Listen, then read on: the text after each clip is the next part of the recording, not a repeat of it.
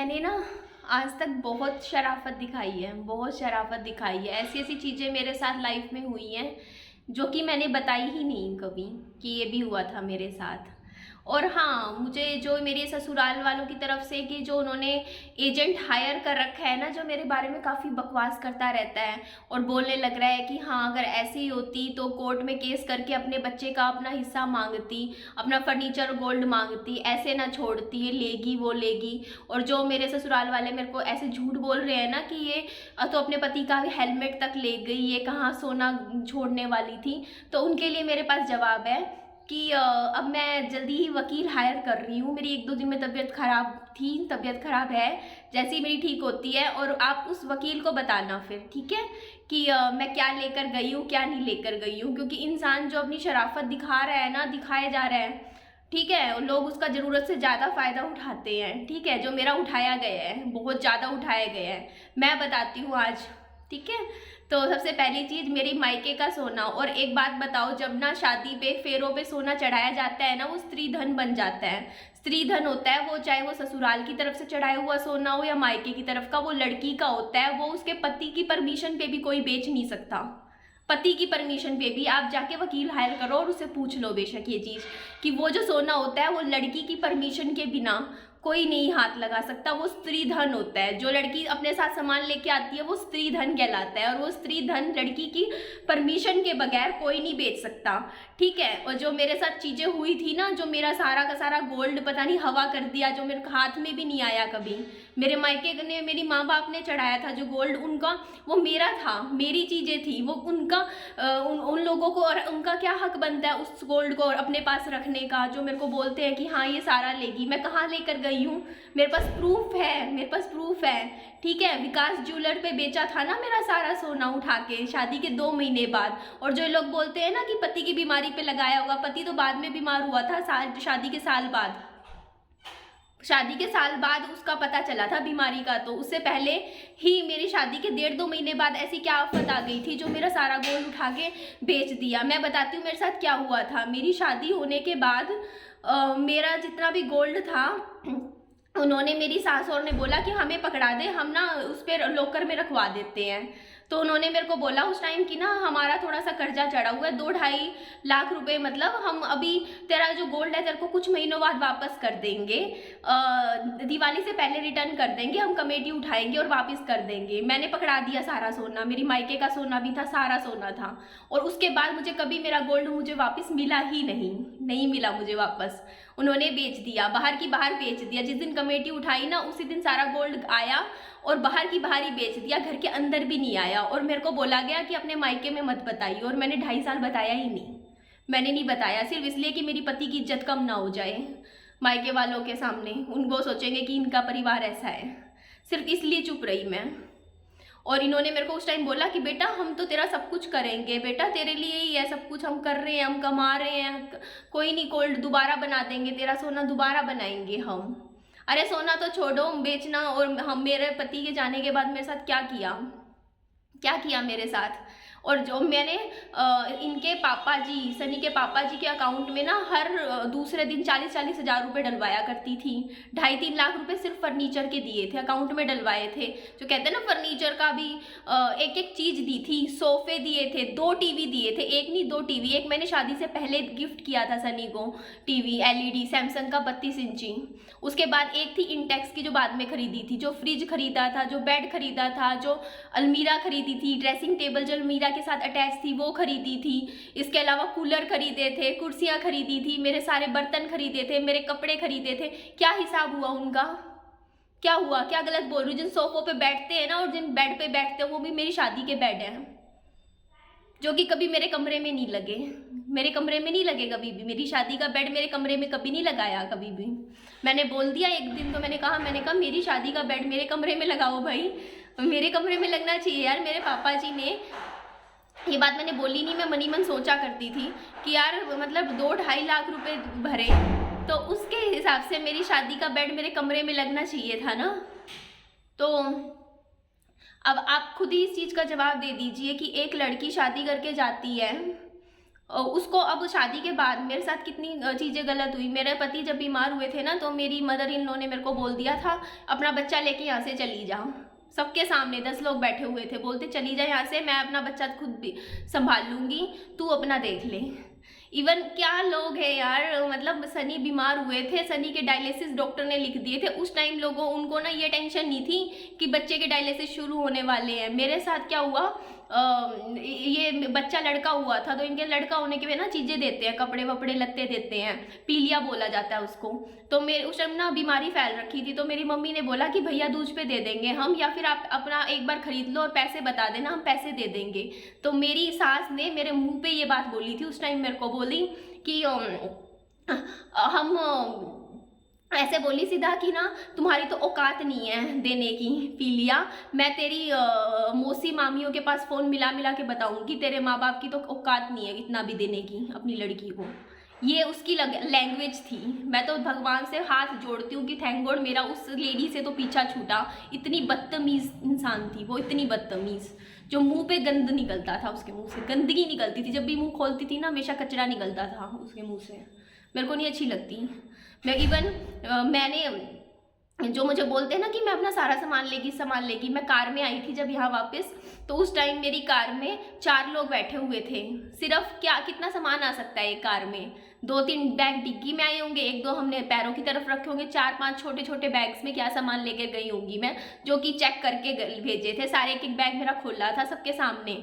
इतनी भी मतलब कि ना क्या लेके जा रही है ये। अरे मेरी चांदी की पंजेबें मेरी मामी ने दी थी, मेरी वापस तो कर दो। मैंने मांगी थी, मैंने अभी गए थे ना, मैंने मांगी, मैंने कहा यार मेरी चांदी की पंजेबें हैं, मेरी वापस कर दो, रिटर्न कर दो। मेरी मामी ने मेरे को दी थी। बोलते तुझे नहीं देंगे, विहान की शादी में विहान को दे देंगे। बताओ क्यों भाई, मेरी उम्र है पहनने की, मैं पहनूंगी। मैं क्यों, क्या मतलब विहान की शादी में विहान को मेरी दी हुई मेरी चीज दोगे वापस को। फिर अभी कुछ टाइम पहले की बात है, कई महीने हो गए अब तो, मैंने जब फ़ोन किया था, मैं बोलती मैं आ जाऊँ, बोलते नहीं नहीं मत आ, हमें कोई लेना देना नहीं है, हमारी तरफ से ख़त्म हो गई। ख़त्म हो गई जब लेना देना नहीं है तो मेरा सामान के पैसे वापस करो, मुझे मेरा पैसे वापस करो। मेरा जेवर जो मेरे माँ बाप ने चढ़ाया था, मेरे माँ बाप ने इसलिए चढ़ाया था कि मेरी बेटी सुखी रहेगी, उस घर में रहेगी। पति के जाते ही ऐसे तो लात मार देते हैं लोग, आ जाते हैं पता नहीं कैसे कैसे। चुप आते क्यों नहीं है कैमरे में सामने। वो जो आती है ना ये आंटी जी, जो मेरी बारे में काफ़ी बकवास करती है, लेकर आए कैमरे में सामने। नहीं आएंगे, नहीं आएंगे, कभी भी नहीं आएंगे। पता है ना, जो इंसान गलती में होता है ना वो सामने नहीं आता। मैं तो आंख में आंख मिला के बोल रही हूँ, मेरा तो एक चेहरा है, मैं बोलती हूँ ना, चेहरे के है मेरा। और हाँ बोलूँगी, दिल दुखा है मेरा, बहुत ज़्यादा दुखा है मेरा, दिल दुखाया गया है, बहुत ज़्यादा दुखाया है। शादी के बाद हर एक एक दिन दुखा है मेरा दिल। कोई नहीं, अभी दूसरी आएगी, उसके साथ भी, जिस कहते हैं ना भाव बदल जाता है पर स्वभाव नहीं बदलता इंसान का। स्वभाव कैसे बदलेगा, नहीं बदल सकता। मेरे साथ नहीं बदला, जो कि कमा के उनके हाथ में पैसा देती थी, कमा के। मतलब आप ये सोच के देखो, मेरी 20,000 रुपये अगर मैं कमा रही हूँ तो 20 के 20 रख रही थी और सिर्फ आने जाने का खर्चा रखती थी। उस लड़की के साथ इन्होंने जब ऐसा किया, जो ऐसी इंसान थी जिसने पैसा, अगर इतनी मैं समझदार नहीं थी, मैं समझदार बिल्कुल भी नहीं थी। मैं रिश्तों में बहुत इमोशनल थी और इसीलिए मैं बेवकूफ़ बन के रह गई। मेरे को हमेशा से ये सिखाया गया था कि पैसा कुछ नहीं होता, पैसा ज़रूरी नहीं होता, रिश्ते इंपॉर्टेंट होते हैं, रिश्ते ज़रूरी होते हैं, रिश्ते निभाने चाहिए। मुझे ये चीज़ें सिखाई गई थी शादी से पहले, बचपन से किताबों में भी पढ़ा था। ईमानदारी जो होती है ना, ऑनेस्टी होती है, बेस्ट पॉलिसी होती है। मैं जो बात बोलती हूँ मुंह पे बोलती हूँ। अगर मेरी कोई गलती रही होगी वो भी मैं मुंह पे बोलती हूँ कि हाँ मैंने ये चीज़ की थी, ये हुआ था, वो हुआ था, सब कुछ बोलती हूँ। क्यों, स्ट्रेट फॉरवर्ड हूँ, सच बोलती हूँ। गलतियाँ भी की होंगी तो मुँह पे बोलती हूँ। पर कोई भी गलती कितनी भी बड़ी हो, कुछ भी किया हो मैंने, ठीक है, तो पर इतनी बड़ी गलती नहीं होती कि हाँ इनका पोता था ना, आज तक मिले हैं, 6-7 महीने हो गए, शक्ल भी नहीं देखी है। ये तो इनका प्यार है अपने खून से। और मेरे को बोलते पोता लेगी, पोता लेगी। अरे मुझे एक बात बताओ यार, जहाँ पे पोता तो वहीं रहेगा जहाँ माँ रहेगी। रखते माँ को? नहीं रख सकते थे। मेरे को बोलते उस टाइम अकेले आके, मतलब बकवास भी ये हद होती है। मेरे को बोल रही है वो जो इनकी जो बैठी है ना, इनके घर आना जाना करती है वो आंटी जी, आंटी बोलूँगी उसको मैं, क्योंकि चुगलखोर आंटी है वो। इधर की उधर करनी, उधर की इधर करनी, कोई काम ना धाम, ठीक है। तो उनके घर जाके आके बोलती है कि हाँ वो क्या छोड़ने वाली थी अपना, वो तो हेलमेट तक ले गई। तो मैं हेलमेट तो मैं लेकर जाऊंगी ना, मेरे पति का था, मेरी पति की याद थी उसमें, मैं तो लेकर गई हूँ, मैं बताती हूँ मैं लेकर गई हूँ हेलमेट।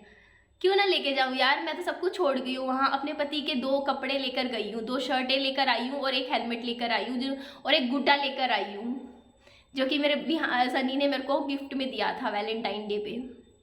और मेरे को उस हेलमेट में मेरी याद जुड़ी हुई है, मेरे पति पहनना करते थे, उस हेलमेट को पहन के जाते थे, जिसका वो उनको अफसोस हो रहा है ना, हेलमेट ले गई। हेलमेट मेरे पति का था, इवन मेरे पति का मोबाइल फ़ोन भी था जो मुझे मिलना चाहिए था। एक बात बताओ, एक पति पत्नी कितनी पर्सनल बातें करते हैं ना, पर्सनल बातें होती है उनकी, कितनी पर्सनल चीज़ें होती हैं फ़ोन में। पति के फ़ोन में, पति था मेरा मेरा पति का फ़ोन मेरे हाथ में मिलना चाहिए था ना मुझे क्यों नहीं दिया गया?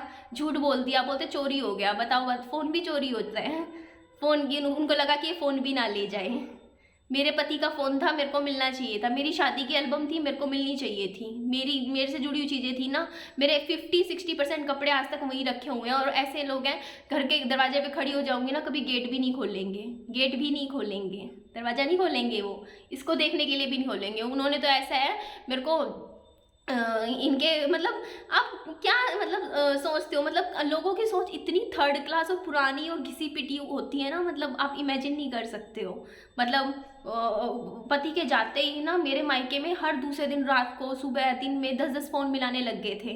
पता है क्या बोले थे मेरी मम्मी को? बोलते जब तुम्हारा बेटा जाएगा ना, मरेगा, उसके बाद तुम्हें पता चलेगा। क्यों भाई, ऐसा क्या बुरा कर दिया मेरे माँ बाप ने जो हमें इतना उल्टा बोलने लग रहे हो, बकवास करने लग रहे हो? पैसे नहीं लगाए क्या? पैसे नहीं लगाए? पैसा आपका बेटा था तो आपको फर्ज बनता था ना उसका इलाज करवाना। और एक बात बताओ, खुद का जब घर होता है, खुद की ज़मीनें होती हैं, वो नहीं बिकती, बहू के जेवर कैसे बिक जाते हैं? मुझे इस चीज़ का जवाब दो ना। और मेरे को कई लोग कह रहे थे कि हाँ आज के टाइम में कौन लड़की होती है जो अपना जेवर उठा के दे देती है, तो मैं थी बेवकूफ़, मैं बेवकूफ़ थी। और मैं कितना जेवर था आप मेरा इमेजिन नहीं कर सकते हो, मेरी मायके की साइड का कितना था। और मैंने सिर्फ अपना रिश्ता निभाने के लिए कितनी चुप रही हूँ मैं, कितना दबी हूँ, कितना चुप रही हूँ मैं, आज बोलती हूँ। और मैं अब वकील करूँगी, क्योंकि मेरे को लोग गलत मान रहे हैं ना, जो गलत कह रहे हैं कि मैंने गलती की है, क्योंकि मेरे पास प्रूफ है, पहले तो मैं उस सुनार के ऊपर भी केस करने वाली हूँ। मैं सोच रही हूँ मैं केस करूँ, उससे मैं ये पूछूंगी कि भाई साहब आपने बिना प्रूफ के, बिना उसने बंदे ने पर्ची दिखाई, आपने किसी का जेवर, अगर वो चोरी का होता तो क्या कर लेते आप? और मैं आप पे केस कर दूँ चोरी का, आप पे केस कर दूँ ना, मैं चोरी का कह दूँ कि चोरी का मेरा जेवर अलमारी में से चुरा के आपने बेचा है, तो आप क्या कर लोगे? आपने बिना कोई स्लिप लिए, बिना कोई चीज़ पर्ची लिए, आपने किसी का जेवर बिना किसी प्रूफ के, आप कैसे, मतलब छोटे छोटे जो सुनार है ना, जो बैठे होते हैं किसी से भी माल लेके, वो उन लोगों के लिए तो क्या होता है, फ्री का जेवर होता है। उनका तो क्या होता है ना, कोई 2 लाख की चीज़ होती है, चाहे 60-70 हज़ार में भी बिके, उनको तो बस वो है कि थोड़ा सा कुछ आने लग रहा है, बदले में वापस मिलने लग रहा है, 60-70 हज़ार रुपये मिल रहे हैं। पर ये बात तो बता दो ना मुझे कि उस सुनार का तो फ़ायदा है, उसको तो मतलब कोड़ियों के भाव जेवर मिल गया, पर जिसका बनता है उसको बताओ ना। मतलब झूठ की भी हद होती है यार, मतलब कितना झूठ बोलेंगे। मैं आज बोल रही हूँ क्योंकि मैं बोलूँगी, ठीक है।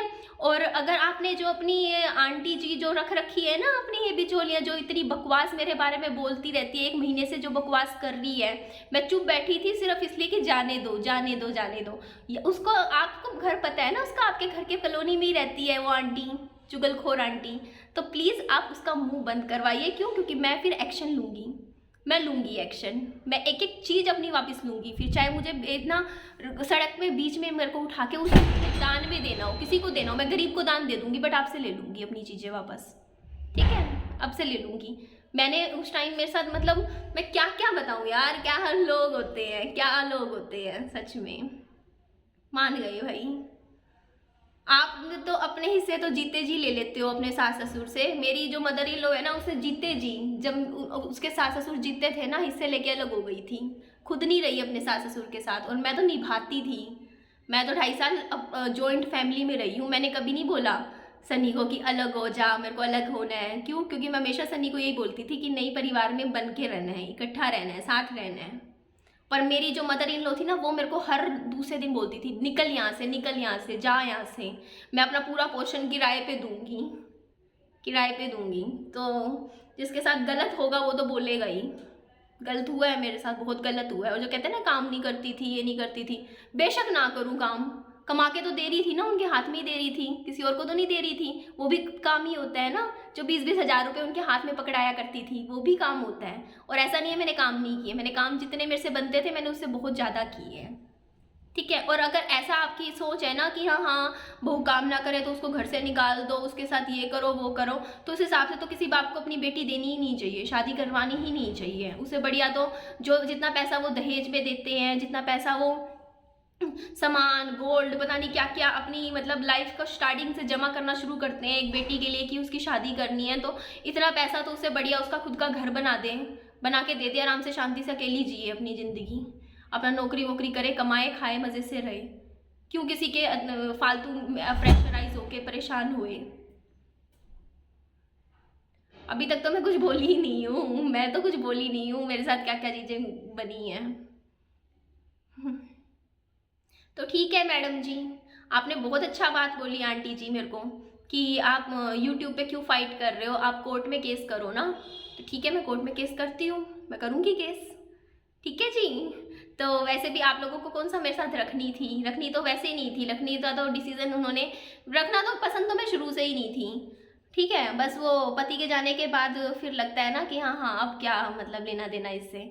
तो ठीक है, मैं अपनी करती हूँ तैयारी, आप अपनी तैयारी कीजिए, ठीक है ना। थोड़े से मैं तो ये सोच रही थी कि चल छोड़ छोड़ कोई बात नहीं, मैं अपनी मेहनत से जो होगा मैं कर लूँगी। लेकिन कई बार ऐसा होता है ना कि लोग ज़रूर से ज़्यादा फ़ायदा उठाते हैं। जो गांव की ज़मीन है, आपके पास गांव की ज़मीन भी है, मेरे सामने दिखाते हैं कि हम पे इतना कर्जा चढ़ रखा है, गांव की ज़मीन है, खुद का घर में बैठे हुए हैं, और उस घर के इतने बड़े घर के अंदर एक कमरा मेरे लिए नहीं है, मेरे और विहान के लिए जिस घर में। एक बात बताओ, आज जो मैंने खोया है आप लोगों की वजह से ही तो खोया है। अगर मैं आज मेरे ऊपर जो ये एक कलंक ही बोल सकते हो ना, एक काला कलंक लग गया है, लोग बोलते थे बड़ी सुंदर है, दिखने में अच्छी है, लंबी है, सब कुछ है, बढ़िया है, आज जो मेरी लाइफ हुई है उस आप लोगों की वजह से ही हुई है। मैं नहीं कह रही कि सनी आपकी वजह से गया, मैं कह रही हूँ कि अगर कोई भी डिसीजन होता है, किसी का डाइवोर्स होता है या कभी कोई अलगाव होता है, तो उसमें एक औरत को उसका हिस्सा तो मिलना चाहिए ना, मिलना चाहिए। तो मैं क्यों सफ़र करूँ अकेली। मैं यहाँ मायके में भी तंग हूँ, परेशान हूँ। क्यों? क्योंकि जिस इंसान के पास कुछ नहीं होता ना, हाथ में कुछ नहीं होता, कोई बैकअप नहीं होता, उसको मायके में भी बहुत बार सुननी पड़ जाती हैं चीज़ें, बहुत दब दब के रहना पड़ता है। तो ज़िंदगी किसकी ख़राब हुई? ज़िंदगी किसी की ख़राब नहीं हुई है, ज़िंदगी सिर्फ मेरी ख़राब हुई है, सिर्फ और सिर्फ मेरी लाइफ ख़राब हुई है। मैं जिस इंसान के साथ फेरे लगा के गई थी, ये सोचिए कि ज़िंदगी के अगले 30-40 साल उसके साथ रहने हैं। अगर मुझे घर नहीं बसाना होता ना, जो बकवास लोग मेरे लिए करते हैं, तो मैं उसका बच्चा क्यों पैदा करती। बट दिमाग तो लगा के देख लो, 2 बार खराबी हुई थी विहान से पहले, तीसरी बारी में विहान मिला था मुझे। तो खुद जाके एक बार ये बात सोच के देखो, तीसरी बारी में मुझे बच्चा मिला है, तो मैंने अपना शरीर कितना ख़राब किया होगा बच्चा पैदा करने के लिए। तो मैं अपना घर नहीं बसाना होता तो मैं क्यों करती, मैं तीसरी बार क्यों रिस्क लेती, ना करती बच्चा। मैंने किया, और मुझे क्या मिला बदले में, क्या मिला। लोग इतने वो होते हैं ना, दोगले लोग होते हैं, ऐसे लोगों को दोगला ही बोला जाता है। जो कि मैं अब रोती नहीं हूँ, मैं कैमरे के सामने रोती नहीं हूँ, मैं मजबूत हूँ, स्ट्रॉन्ग हूँ, आँख में आँख मिला के बोलती हूँ। क्योंकि मैं 3 महीने से जब रो रही थी ना, किसी ने मेरा हालचाल नहीं पूछा। इवन सबको पता है, उनको ही पता है, उनको लगता है लड़की बेवकूफ़ है, इनको समझ नहीं है, इनके फैमिली वाले बेवकूफ़ है, ऐसे हैं, इनको छोड़ो, इनका रहने दो। तो मेरे को आज भी याद है, मैंने मेरे बच्चे की ना फ़ोटो, मैं अभी अगर दिखाने बैठ जाऊँ ना व्हाट्सएप पे मैं दिखाऊंगी, मैं रोज़ फ़ोटो में भेजती थी विहान की, ये फ़ोटो मैं बोला करती थी, इसने नाना बोलना शुरू कर दिया, दादा बोलना शुरू कर दिया, बाबा बोलना शुरू कर दिया, और मेरे मैसेजेस को सीन कर देते थे। एक दिन क्या हुआ, सिर्फ विहान की फ़ोटो भेजी थी मैंने, मेरे को व्हाट्सएप से तुरंत मेरे ससुर ने ब्लॉक मार दिया था तुरंत। मैं कहा भाई ये क्या कर रहे हैं भाई। मैं इतने फ़ोन करती थी, रोज़ के 10 फ़ोन हुआ करते थे मेरे, 10-10 फ़ोन मिलाया करती थी मेरी उस सो कॉल्ड सास के पास, और वो क्या करती थी, मेरे फ़ोन उठाती ही नहीं थी। मतलब उन लोगों ने क्या किया होगा ना, मैं बताती हूँ। पहले तो मेरे को बहाने से मायके भेज दिया, बहाने से भेजा, मैं जा नहीं रही थी, मैं साफ मना कर दिया था। मैंने कहा मुझे नहीं जाना। बोलते रिवाज होता है बेटा, एक बार तो जाना पड़ता है, जा सामान लेके अपना जाओ। तो मैं चली गई। जाने के बाद फिर मैंने कहा मम्मी मैं कब आऊँ। मैं कहीं 1 महीना हो गया था मेरे को पता है क्या जवाब मिला? उस बदतमीज औरत ने मेरे को जवाब दिया था, बोलती क्यों तू क्या अपनी माँ पे भारी पड़ रही है? भारी पड़ रही है अपनी माँ पे, अब वहीं रह ले। भाई इतनी बदतमीज इंसान ना, मैं हमेशा, मैं जिस दिन सुबह उठती हूँ ना सो के, मेरे मुंह से आह निकलती है उन लोगों के लिए, सच में, जो उतनी हाय निकलती है इतना, क्योंकि उन लोगों ने मेरे साथ इतना गलत किया ना, जो शायद किसी ने कभी नहीं किया था इतना गलत मेरी ज़िंदगी में, जितना उन लोगों ने किया मेरे साथ। बहुत गलत किया। अरे मैं बताती हूँ ना, ये लोग क्या था, एक बार एक रिश्ता लेके गए थे, रिश्ता लेने गए थे, लड़के वाले लड़की देखने गए थे, तो हिसार की थी वो लड़की, वो मना कर गई शादी करने से। तो ये लोग केले लेके गए थे, 60 रुपए के केले थे, उन्होंने लड़की वालों को पकड़ा दिए थे, पहले केले पकड़ा दिए थे, तो लड़की ने बाद में मना कर दिया, तो ये अपने केले उठा के वापस ले आए। बताओ, 60 रुपये भी इनको वो भारी पड़ रहे थे। अरे भाई लड़की का डिसीजन है, हाँ करे ना करे, मतलब आपने किसी को खुशी से पहले कोई चीज़ पकड़ा रहे हो और फिर बाद में ले रहे हो, जब आपको वहाँ से कुछ आउटपुट नहीं मिल रही और बाद में आके बोलने लग गए, बोलते लड़की कैरेक्टरलेस थी, उसका कुछ चक्कर चल रहा था, उसने मना कर दिया। तो उस टाइम भी मैंने जवाब दिया था, मैंने कहा क्यों भाई, अगर लड़की मना कर देती है शादी करने से या लड़का पसंद नहीं आता तो क्या उसका चक्कर ही चल रहा होगा?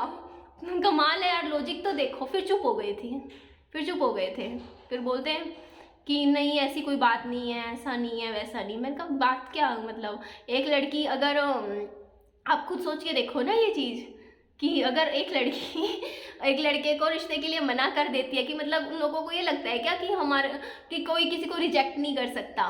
कर सकता है रिजेक्ट, मैं कर सकती हूँ। और एक और बात, मेरे को ना एक और कोई सो कॉल्ड यूट्यूबर है, उन्होंने मेरे बारे में काफ़ी बकवास करी है, मेरे बारे में, मेरे कैरेक्टर पे। मैं बहुत देख रही हूँ कई यूट्यूबर्स हैं जो मेरे कैरेक्टर के ऊपर उंगलियां उठा रहे हैं।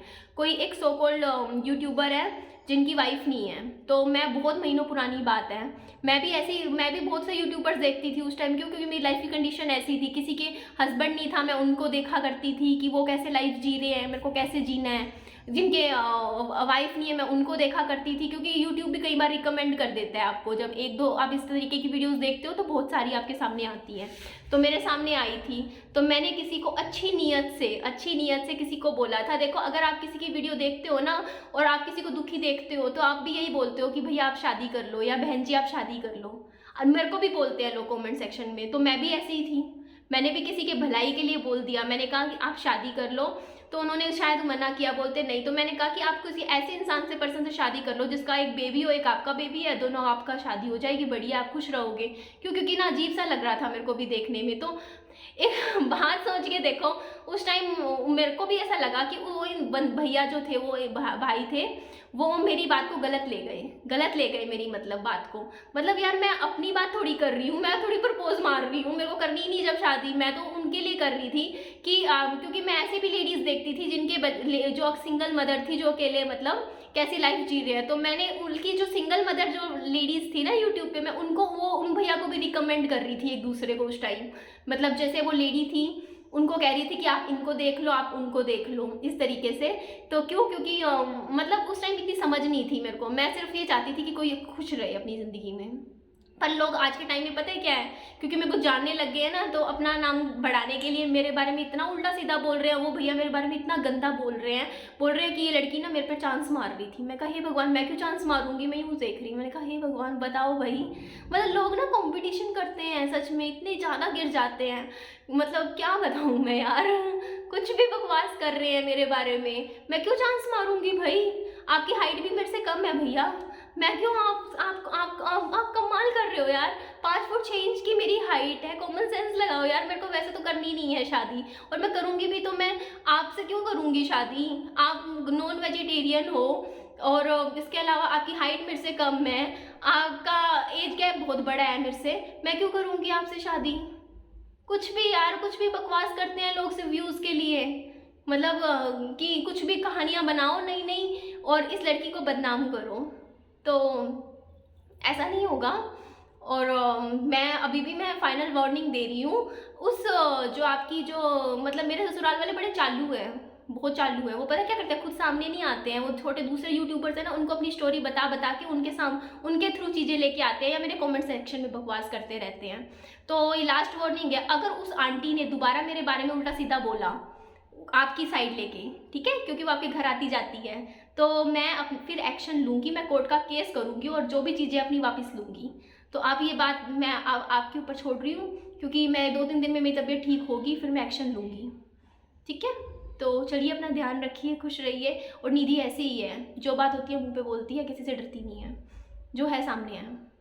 क्योंकि जो सच बोलता है ना, वो ऐसे आँख में आँख मिला के बोलता है, ठीक है। और डरती तो मैं शुरू से ही नहीं थी, किसी चीज़ को ना खोने का मेरे को डर है। क्या डरना है मेरे को, नहीं है। डरते वो इंसान है जिसके मन में चोर होता है, मेरे मन में कोई चोर नहीं है, जो है सामने बोलती हूँ।